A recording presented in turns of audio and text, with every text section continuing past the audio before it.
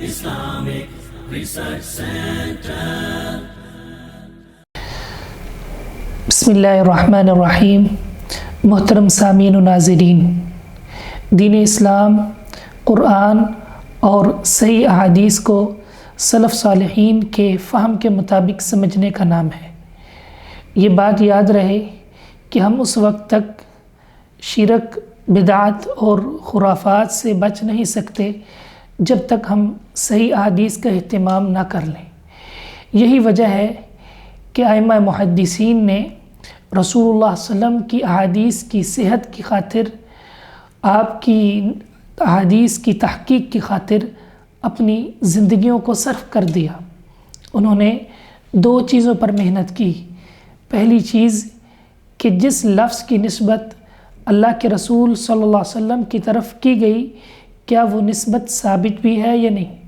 اس کے لیے انہوں نے سند کو عام کیا، روات پر حکم لگایا، اسفار کیے، سفر کیے، تحقیق کی، اور رسول اللہ صلی اللہ علیہ وسلم کی طرف منسوب الفاظ کو پرکھا تاکہ کوئی شخص آپ صلی اللہ علیہ وسلم کی طرف جھوٹ بول کر لوگوں کو وہ حدیث باور نہ کروائے.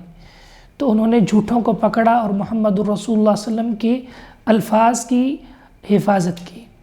اور دوسری چیز، رسول اللہ صلی اللہ علیہ وسلم کے دین کی انہوں نے حفاظت کی ہے. الفاظ کو بھی محفوظ کیا ہے، معانی اور مطالب کو بھی محفوظ کیا ہے.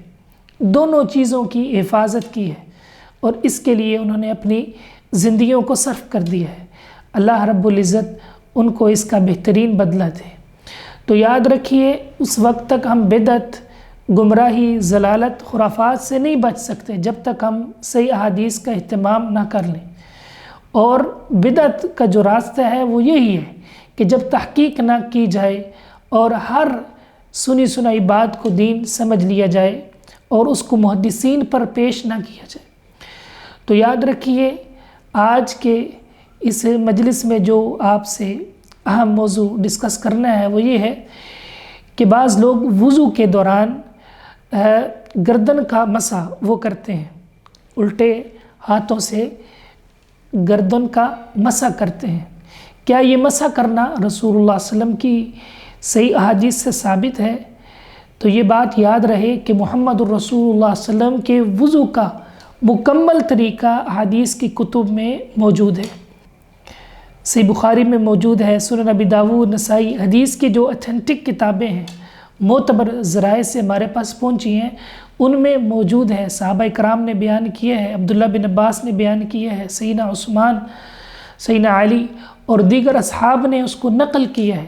اس میں مکمل وضاحت ہے، حتیٰ کہ اس میں مکمل اس کی تفصیل ہے. سر کے مسح کی، انگلیوں کا خلال کرنا چاہیے.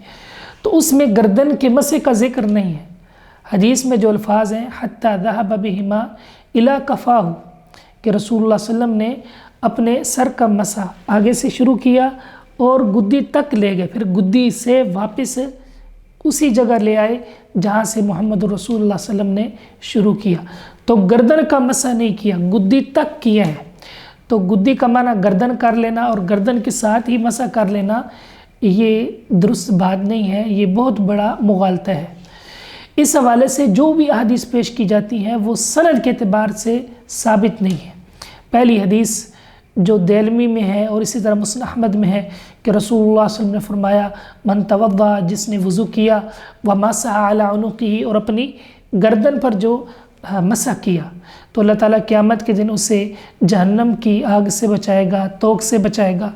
تو یاد رکھیے، حافظ ابن حجر رحمہ اللہ جو بہت بڑے محدث ہیں، محقق ہیں اور خاتمۃ الحفاظ ہیں، سند کے بارے میں، روات کے متعلق ان کی بڑی ہی عمدہ تحقیق ہے. وہ فرماتے ہیں کہ اس کی سند منقطع ہے. اس کی سند میں ابن فارز اور ابن فلیح کے درمیان ایک لمبا صحرا ہے.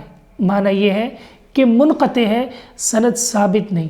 اور محدثین کا یہ وتیرہ ہے کہ وہ کسی بھی حدیث کو اس وقت تک منسوب نہیں کرتے جب تک اس کی سند دیکھ نہ لیں، روات کی تحقیق نہ کر لیں کہ یہ جو بیان کرنے والا ہے اس کے استاد سے اس کی ملاقات ہے کہ نہیں، سماع ہے کہ نہیں، پھر وہ سکہ ہے، وہ جھوٹا تو نہیں، اس کی عدالت کیسے ہے، اس کا حفظ کیسا ہے، یعنی مکمل اس کی سند ہوتی ہے، مجہول لوگوں سے وہ روایت نہیں لیتے۔ اور امام شافعی رحمہ اللہ کی یہ تلقین ہے کہ لا نقبل خبر من جہلناہ، ہم مجہول لوگوں کی خبر کو، حدیث کو قبول نہیں کرتے جب تک ہم یقین نہ کر لیں، ان کا تعین نہ کر لیں، راوی کی ثقافت اور عدالت کو پہچان نہ لیں۔ تو یہ محدثین کا انداز ہے۔ تو جب ہم عامی امور میں، دنیاوی امور میں کسی مجہول پر اعتماد نہیں کرتے، اس کے ساتھ لین دین نہیں کرتے، تو یہ تو دین کا مسئلہ ہے، یہ تو عمل کا مسئلہ ہے، اس پر ہماری اخروی زندگی کا دار و مدار ہے، کامیابی، کامرانی اور ناکامی کی بنیاد ہے۔ تو ہمیں اس میں بھی تحقیق کرنی چاہیے اور بے سند اور ضعیف روایات سے عقیدہ اور عمل ثابت نہیں کرنا چاہیے۔ ہو سکتا ہے کہ بعض لوگ یہ کہیں کہ یہ چلو ضعیف روایت ہے، تو ضعیف بھی تو فضائل میں حجت ہوتی ہے۔ تو یاد رکھیے کہ یہ ایک بہت بڑی اصولی غلطی ہے۔ یہ جو استحباب ہے، فضیلت ہے، یہ بھی ایک حکم ہے، اور حکم شرعی بغیر صحیح نص کے ثابت نہیں ہو سکتا۔ اس پر ائمہ نے کتابیں لکھی ہیں۔ علامہ عبدالحی لکھنوی جو احناف کے ایک امام ہیں، انہوں نے باقاعدہ اس اصول کا رد کیا ہے کہ یہ کہنا کہ ضعیف روایت سے فضیلت ثابت ہو جاتی ہے، عمل ثابت ہوتا ہے، یہ بات درست نہیں، یہ بات صحیح نہیں، کیونکہ فضیلت بھی حکم ہے، اور حکم بغیر نص کے، بغیر صحیح حدیث کے ثابت نہیں ہو سکتا۔ تو اس لیے ہمیں چاہیے کہ ہم رسول اللہ صلی اللہ علیہ وسلم کی سنت پر عمل کریں، آپ کی احادیث پر، صحیح حدیث پر عمل کریں، اور وضو اسی طرح کریں جس طرح محمد رسول اللہ صلی اللہ علیہ وسلم نے وضو کیا۔ اپنی طرف سے کوئی کام اس میں ایڈ نہ کریں، اضافہ نہ کریں، وہ پھر بدعت بن جائے گا۔